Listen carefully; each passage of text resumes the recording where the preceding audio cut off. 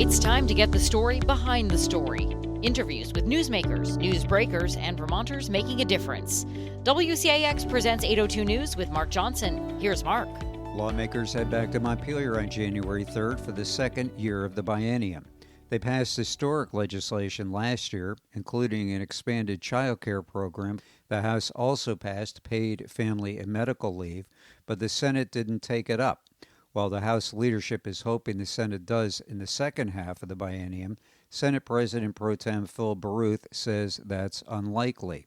In this edition of 802 News, sponsored in part by Red Hand Cafe and Bakery, Baruth explained why and also talked about what the legislature can do to help communities facing a crisis of homeless people and an epidemic of opioid addicts. He also spoke about some of the root causes of those problems and hopes that gun legislation passed last year can help reduce crime. Like the House, the 30-member Senate has a lopsided majority with 22 Democrats and 1 progressive, enough to override vetoes by Republican Governor Phil Scott. I'm here with Senate President Pro Tem Phil Baruth. Tell me about, welcome. Thanks, Mark. Good to see you. Let's talk about last session. An awful lot happened. How did you feel about last session, first half of the biennium? I thought it was a fantastic year, and I'll just give you a few highlights. Number one, we passed the child care bill, which has been referred to as historic. I agree with that. It's a major transformational amount of resources being pumped into that sector of the economy. So parents will be able to afford childcare, they'll be able to find childcare, and the people who provide it will make a dignified wage. That's the idea. But that's to the tune of $125 million or so a year, and that's a significant chunk of resources. We were aware of that, and everybody that voted for it felt that that was what we needed. So we had 2/3 in the House and the Senate. We overrode the governor, and that's going forward even as we speak. On gun safety, we had a big year. We had, in one bill, a 72-hour waiting period, safe storage, and an expansion of the red flag law to allow people who are worried that someone in their home, family member, might injure them with a gun. They can now initiate the red flag process, whereas they couldn't before. And then the other thing I'll mention is housing. So we passed the Home Act, as we refer to it, and that had a lot of stuff in it, among other things, $120+ million for affordable housing, permanent housing, and then a separate bill for the homeless problem, the motel program specifically.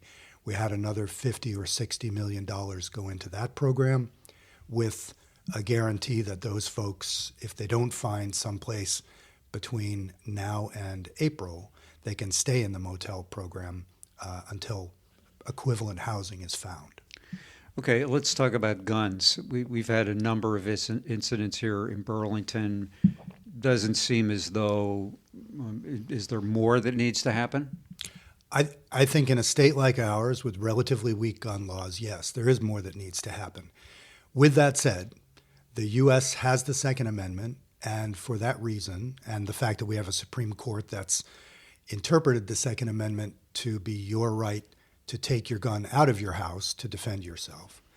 So there's a structure in place to allow people to be carrying weapons out in the open, and I think when that happens, you get road rage incidents, you get angry shootings, you also get more robberies involving weapons.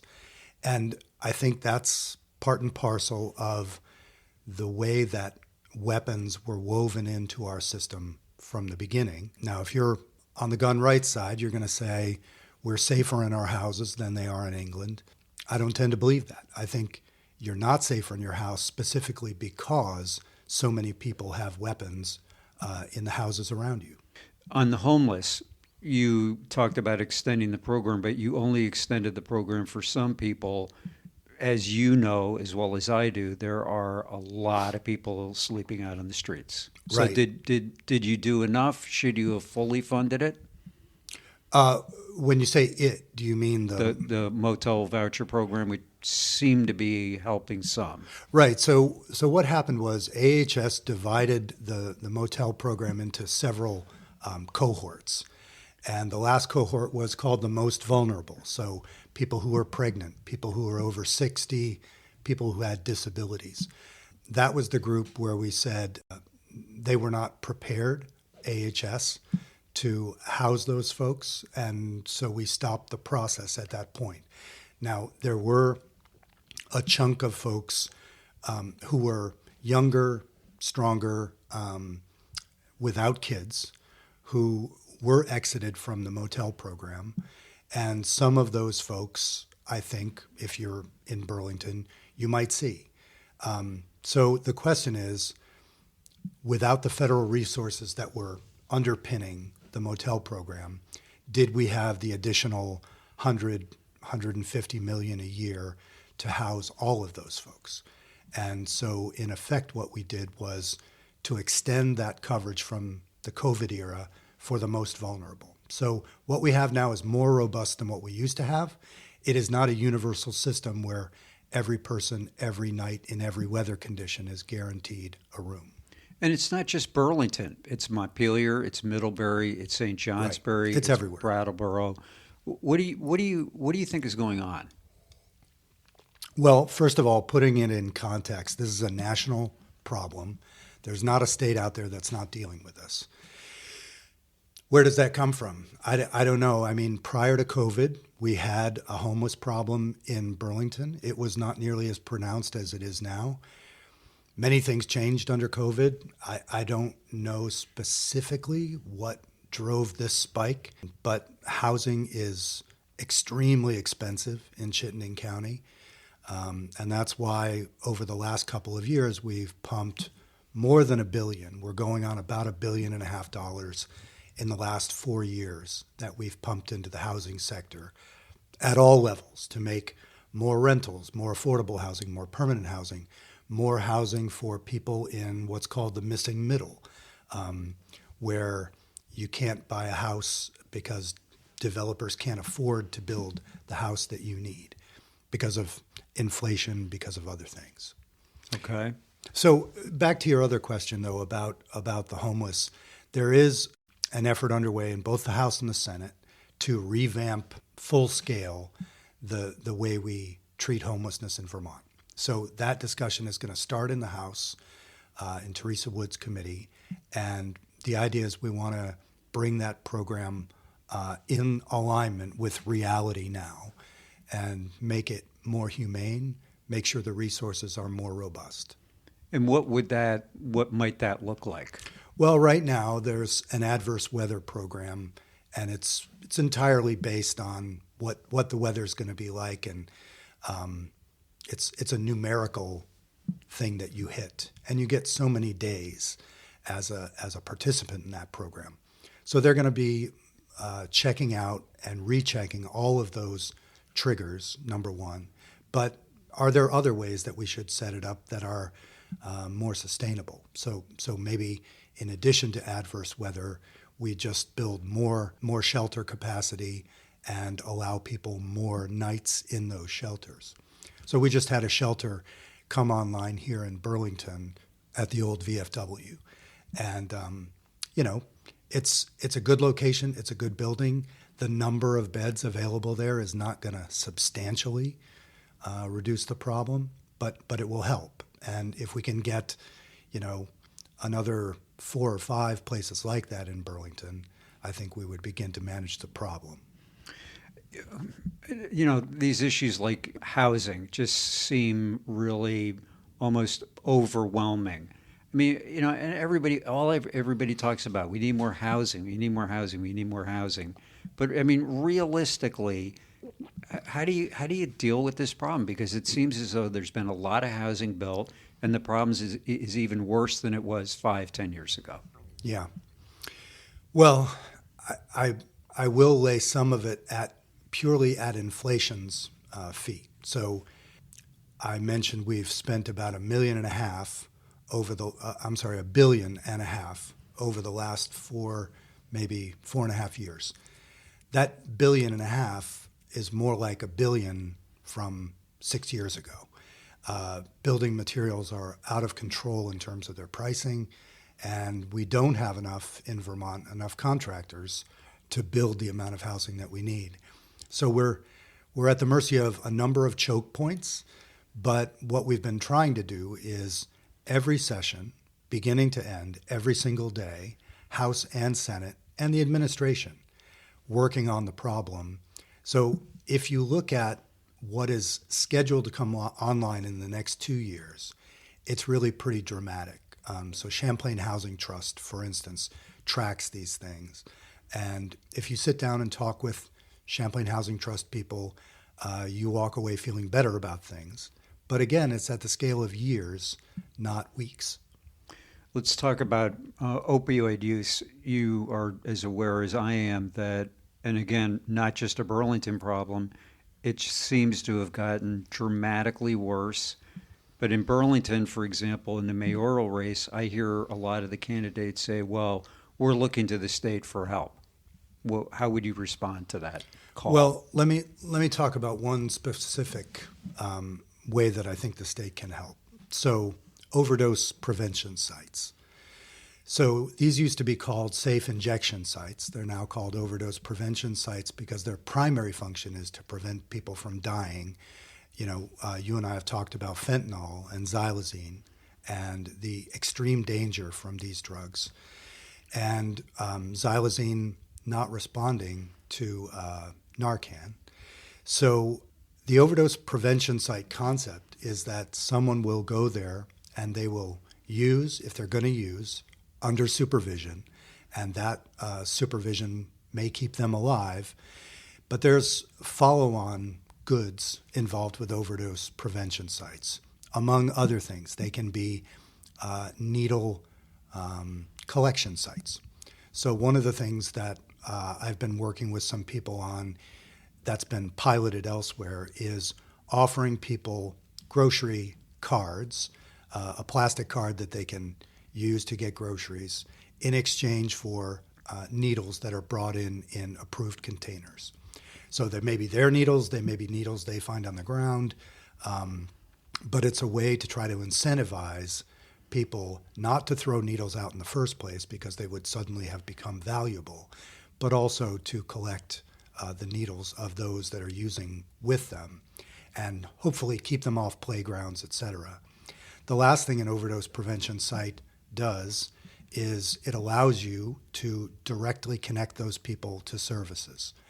So, before and after, they're using the drug, they can be talked to, they can be exhorted, they can be persuaded to use these services because the services are out there, but it's the worst job trying to connect people with them and convince them to use those services when they're in the grip of the drug.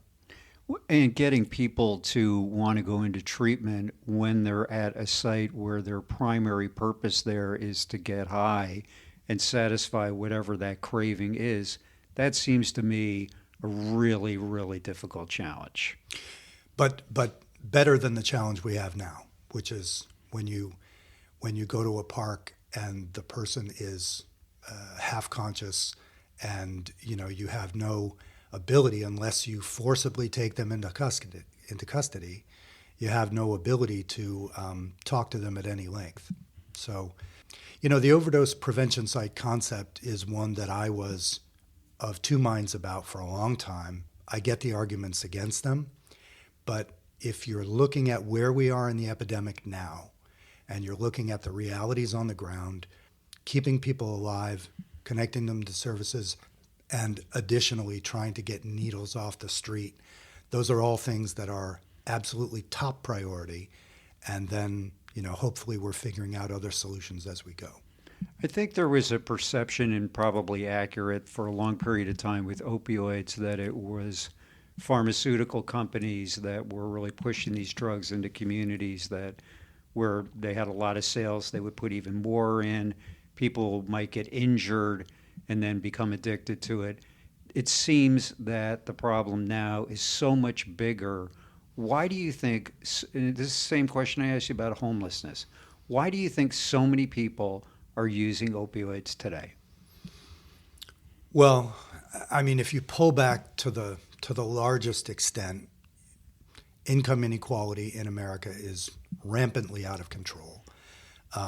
So a lot of people find themselves behind the eight ball in 4 or 5 different ways. If you're lucky enough to go to college, it means probably that you're lucky enough to take on debt that will cripple you for most of your life. And, as somebody with 2 kids in college and an astounding debt associated with that, I can tell you that I happen to have a job that will let me service that debt. I will probably die with some of it still in place. But if you're somebody whose earning potential is lower, you can't get out from under that. And that's just one problem in the economy. We've talked about the expense of housing.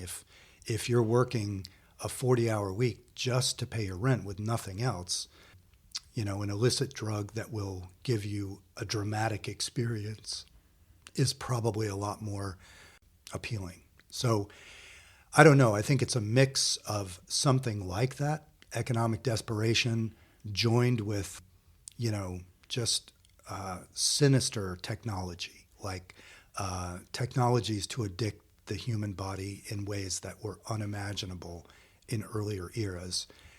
We have chemists working overtime to make xylazine and fentanyl obsolete because they'll find something even more addictive.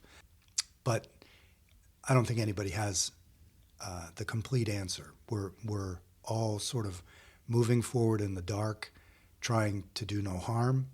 And in the case of overdose prevention sites, that seems to me to make more and more sense for communities like Burlington, Brattleboro, places where the voters would support it.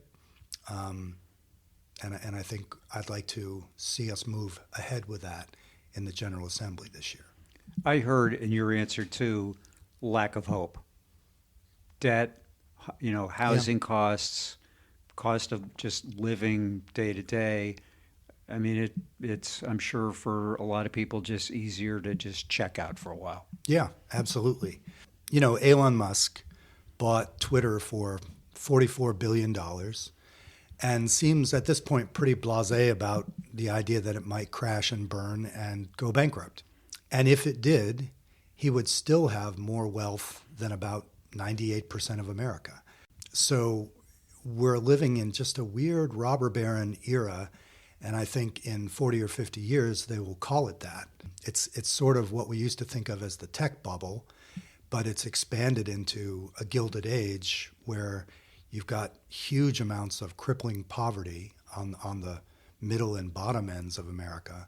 And at the very, very top, you have people who have, wealth that would have made J.P. Morgan blush. Healthcare costs, same thing. Yeah. I mean, the auditor just put out this report talking about just the state plan, just for people that work for the state and the costs that have gone up. It was, it's gone up from $100 million to $171 million in 10 years.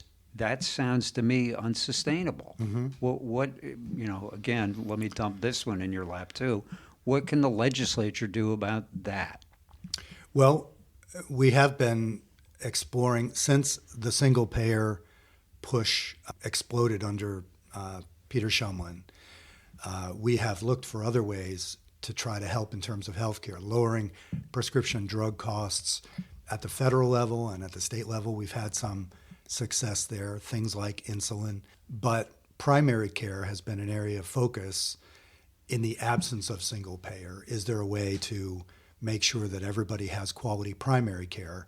That also is fabulously expensive. And I think it goes back to the idea that the American healthcare system is built to make profit. It's far and away the most profitable thing that I think we've got going as a country for the relatively tiny number of people who are profiting. And while you've got a system that has profit built into it to that extent, you're never going to get rid of this 10, 11% increase a year because that system demands it. Technology is a part of it. MRI machines, fantastically expensive equipment. Yes, that's a part of it. But if the system weren't making billionaires out of folks at the top, I think we'd have a much different experience with it. But, given our polarized American electorate and our polarized system, it's hard to see how anybody does anything of any note about that at the federal level. You just answered what was going to be my next question. Let's go back to places like Burlington and some of these other communities. Another one of the issues that's going on is just rampant, pervasive retail theft. Yeah. I've heard people say maybe something that the legislature, an actual tangible thing you could do, lower the threshold from the $900 that from a misdemeanor to a felony. Now you have to steal $900 worth of stuff for it to be a felony. I mean, I understand when Chittenden County State's Attorney Sarah George says she can't prosecute every misdemeanor case here. I mean, the courts are backed up too. Would that make sense to lower the threshold? A couple of years ago, because I was working with the merchants from the marketplace in Burlington, and they wanted to explore a couple of things. One was lowering the threshold, and another was there a way to aggregate someone's retail theft offenses? So if they did it 3 times, you could put them together, and you could you could put them into the system and incarcerate them.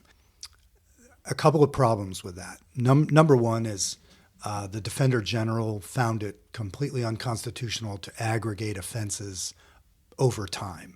You would also need to prosecute each of these individual offenses in order to aggregate them. There'd have to be a due process in each case. So you would basically be adding to the work of the system rather than subtracting, and we have a huge backlog in our criminal justice system. So that was problematic. Lowering the threshold, I personally don't believe that would have any impact, because I don't believe that the people who are committing this theft, if you talk to some merchants, they will give you a picture of these folks as highly organized, highly calculating, and they will tell you they're stealing $850 worth of stuff to stay under the limit. I don't believe that. And I base that partly on my sister worked at Kohl's for a few years, and she became their retail loss specialist because she was the only one who was brave enough / foolhardy enough to confront these people when they were going to drive out of the store with a shopping cart full of stuff. Wow. And so she would tell me these stories, and they were clearly people who were stumbling along at the edge of consciousness in some cases, but none of them were the calculating type in terms of what the offense might look like. I think the truth is that Kohl's and other stores in the mall, in the University Mall, they contacted their police departments. They asked for help. That help was not forthcoming. They didn't have the officers, and then there was not the sense that the prosecution was going to happen even if they arrested. So I think it's easy for people to say, because the legislature is out of session, right? It's easy for them to say, well, if they would tweak this law, then retail theft would go away. All you have to do is look at video of these folks stealing, and you know that these are desperate people. They're in there, they're kind of grabbing what they can get, and then they move toward the door with the idea that they don't want to hit anybody, but they're also not going to stop on their way to the door. And that person is not going to be stopped because it got dropped to $500. The other thing is, if we make it a felony to steal $200 worth of stuff, and we move all of those people into the system, then what do you wind up with? They don't come to their court hearings. They get fines. They wind up incarcerated. You've got now the 300 people or 200, whatever the number is, who are committing these crimes. You have them involved pretty much forever in the criminal justice system over an offense of a couple of $100. Does that make sense? We'll hear more from Senate President Pro Tem Phil Baruth right after this. At Red Hen Baking Company, they believe pure, uncomplicated ingredients in the hands of skilled artisans are the building blocks for great food. They're dedicated to creating the best food from the best ingredients. You'll find an ever-changing lineup of delicious pastries, sandwiches, and soups at their beautiful cafe off Route 2 in Middlesex, just off I-89. Their breads are also available in many other locations. Led by owners Randy George and Eliza Kane, Red Hen Baking Company has been on the leading edge of the local food movement since 1999. Back to my discussion with Senate President Pro Tem Phil Baruth. Let's go back. You mentioned the child care expansion that happened first half of the session here last year. There was also this effort to try to institute paid family leave. Right. It fell by the wayside. The House supported it. This would have been in addition to the child care, and again, supported by a payroll tax. On this one, it would have been split between the employer and the employee. Why, given the huge majority that you have as well in the Senate with Democrats, as does the House, why did this not go forward last year? So the conversation was about child care and paid family leave.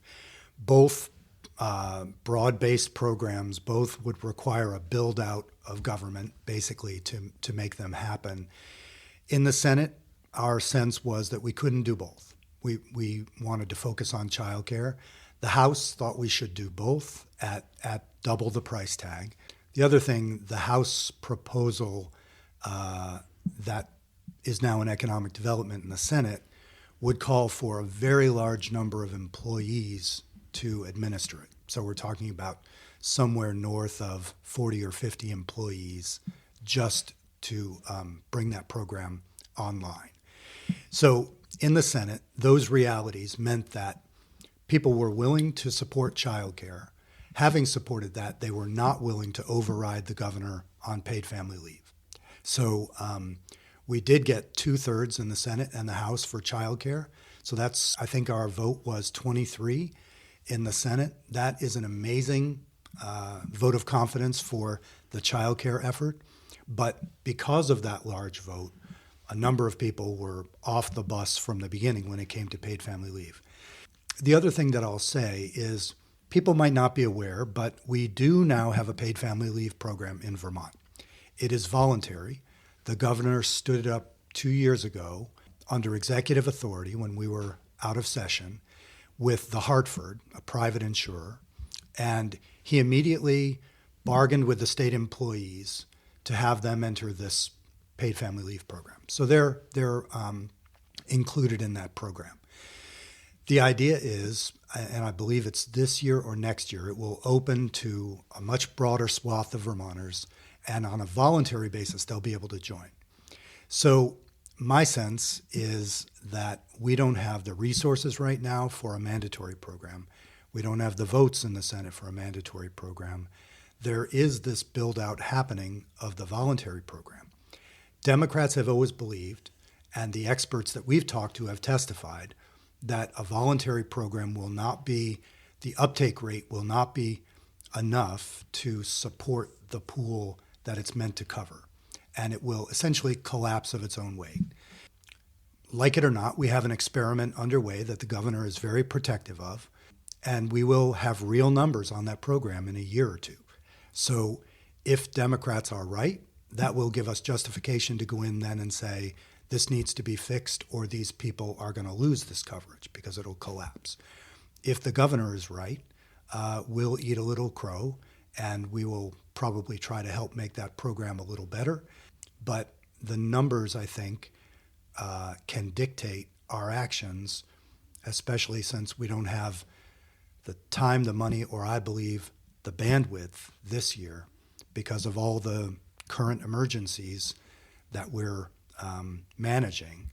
So you and I have talked about 4 or 5 of them, but we haven't mentioned the flooding, which is going to be top of mind when we come back into session. And we haven't mentioned the tail off of the COVID emergency. We still have large amounts of federal money that has to be tracked, managed, and obligated by a certain date. So with all of that going on, with childcare just having passed, I just don't think it's the year to build out a mandatory paid family leave program. That's interesting because I think there's hope within House leadership that time was a benefit and that a lot of people are continuing to talk about this and that the Senate might have been willing to go along with this in the second half. I'm not hearing that right now from you. No. And you know, I don't want to mislead anybody. We were very clear at the beginning of last year, we felt we couldn't do both. So we overrode the governor 6 months ago on childcare. In that 6 months, what has changed? I would argue very little. The paid family leave folks, the advocates, and I think House leadership are the primary people who are hoping that'll go forward this coming year. But I think if you ask Vermonters, it's not top of their mind. They are more worried about the other things we've already spoke about. Let's talk about flood relief. What are you going to do on flood relief? Well, there are a lot of things that have to be done, short, medium, long term. So just to give you an example, after Irene, people started to think in the towns, there were things that had been removed from their grand list because of the flooding. They didn't want to be obligated to pay taxes on properties that were no longer going to generate revenue for them. And so we passed a tax fix post-Irene to deal with that. We're going to do an equivalent measure this year to make sure that the tax structure takes into account what buildings were removed from the lists because of flooding. So that's one sort of thing. The other sort of thing is, and honestly, flooding will start in about 5 different committees. So I'll go to another place, and that's judiciary. In judiciary, we're going to be looking at, are there avenues for the state to recoup losses and injury due to climate change? So does the state have rights in court? Are there things we can do by statute to try to recoup some of that money? I think, unfortunately, the main line of action would be in the courts. That's a very slow process. There's already a suit underway. But I imagine at some point we'll get something like we got with tobacco, where there will be a grand settlement and money dispersed to the states based on a formula involving the companies that supplied the emissions that produced the climate change, which produced the flooding and other effects. Okay. What would that look like? You know, it would dwarf the tobacco settlement, I can tell you that. We'd be talking about potentially, I would think, trillions of dollars. But, you know, in Vermont... Do you think that could really work? Well, it would have to be at the federal level. Okay. And it would have to be with the Supreme Court's blessing, which, you know, these days is not anything approaching a slam dunk. So 10 years from now, 15 years from now, maybe that sort of thing happens. But, you know, we had a problem with chemical contamination in southern Vermont, in Bennington, from Saint-Gobain, producing Teflon and other things. And they polluted the groundwater, and they injured a lot of people. And the Judiciary Committee spent significant time looking into strict liability legislation. Were there ways that we could make clear as a state that we wanted bad actors to pay for their mistakes? And what we did then was we tweaked the rules under which someone would sue. So it made it a little easier to sue, and it made it maybe a little easier to win if you did sue, because the state was indicating that its viewpoint was that these folks needed to pay for their misdeeds. So I'm sure we'll be looking at things like that as well. But it's murky. It's murky whenever you're talking about criminal injury and liability. That's properly the role of the courts. And so we have to be careful we don't overstep constitutionally. The tax commissioner just came out with a letter recently talking about, I think, a number that just shocked people in terms of what the property tax... 18.5%. Yeah. Is this a realistic number? No. Okay. I mean, I don't want to laugh it off. People are people are hurting and property taxes bite and they want them lower, and I get it. But not the first letter that's had a number like that in the past. Right. So, people should know this is the way the system is set up. The system is set up by statute.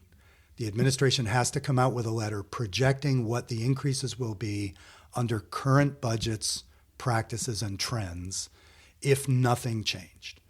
And it's always a very high number. It's always an eye-popping number. Not always, but, 9 out of 10 times. And we always have the same reaction, which is this administration runs around and yells about it, knowing that we're not going to let people face an 18.5% rise in their property tax. So we always buy down that rate.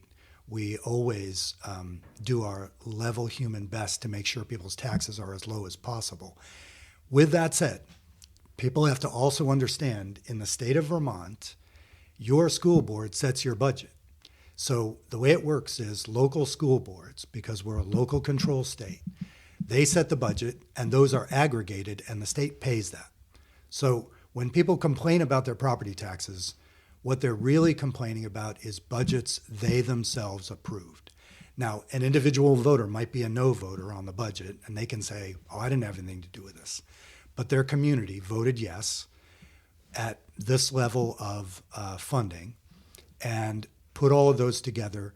That's what has produced the 18.5% number, not the state.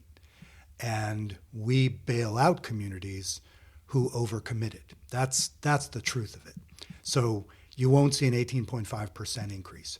Might you see a 2% increase or a 1.5% increase? Maybe. But that'll be because the legislature stepped in and acted. That sort of, in an indirect way, leads to my next question. I'm sure you've seen these poll numbers from Campaign for Vermont. And, again, I don't think these are a surprise, but I want you to just help people understand why these numbers come out the way they sometimes do. 40% approve of the job the legislature's doing, 51 disapprove.